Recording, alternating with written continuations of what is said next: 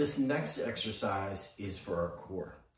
Now, one of the common injuries I see, mostly in our lower belts, white belts, blue belts, typically starts to go away as frequency goes.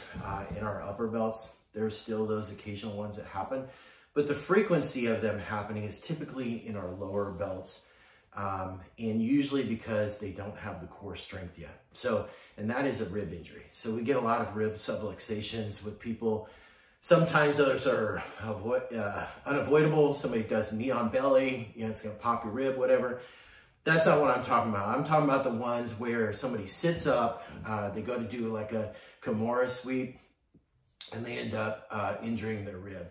So what I found is that one of the easiest ways to help to mitigate the risk for rib injuries is by doing these core exercises. And so again, one of the reasons I do them on a ball is because it really activates our transverse abdominis, which is super important for our core stability. But the other thing is that by doing these, number one, you're gonna reduce your risk for rib injuries. And number two, what you're gonna do is you're gonna increase the speed and power by which you can sit up on somebody. So I'll give you a perfect example. I'm a little bit older of an athlete, so kind of being vulnerable here. I'm 55 years old. I've been training jiu-jitsu for about 11 years. And people are always surprised when I've got them in my guard and I've got my legs locked around them and they stand up and they pull me off the ground with them, that I am able to sit up, grab a hold of their neck in a pretty quick fashion, especially being at a more advanced age. And quite honestly, that is primarily due to the fact that I train these all the time.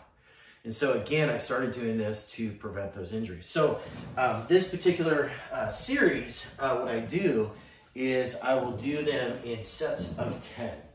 So again, ball basics, further my feet are away from the ball, further wide my feet are, less air there is in the ball, the more stable the ball is, and I want it to make the ball as unstable as possible. So for me, what I'm gonna do, I bring my feet close together.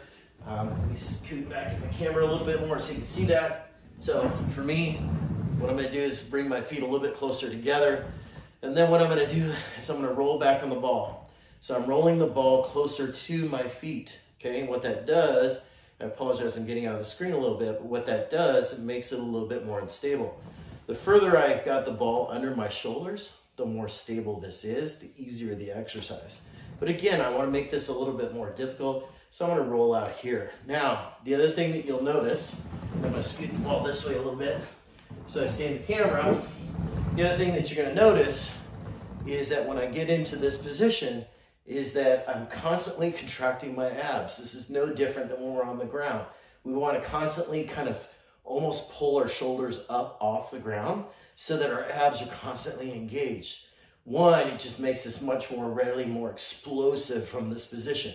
All I'm gonna do is I'm gonna take one hand, place it behind my head, not pulling on my head. All I'm doing is I'm lightly placing it back there, and I'm gonna come across. So I'm diagonally, I'm taking this elbow across towards my left knee. So I'm coming across, and I'm gonna do 10. 2, 3, 4, 5, 6, 7, 8, 9, 10. Then I'm gonna immediately switch directions. 1, 2, 3, 4, 5, 6, 7, 8, 9, 10, and then straight up. 1, 2, 3, 4, 5, 6, 7, 8, 9, 10.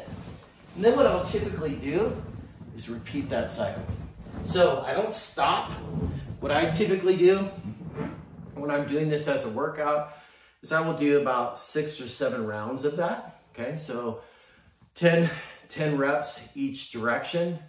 So that's 210 or so sit-ups. Okay, so I'll do a set of 10 around like that, and then what I'll do is I'll repeat that, take a rest, as long as I can. And then I'll repeat that and try to do a total of about 10 sets, okay? Now, initially starting out, you don't want to do 10 sets because your abs will be so sore you will not be able to hold your head and hold your shoulders off the ground when you go to train. What I would recommend, start with maybe 3 to 4 to 5 sets of that and then work your way up there gradually. Now, what you're going to see is that as you do this, as you improve your endurance, as you increase towards that 10 set recommendation, what you're going to see is that your Kimura sweeps and your ability to set up on people is going to be so much better, so much more power, so much more speed, and your risk for rib injuries is going to go way down. So hope you enjoy it, keep training, and come on back for our next video series.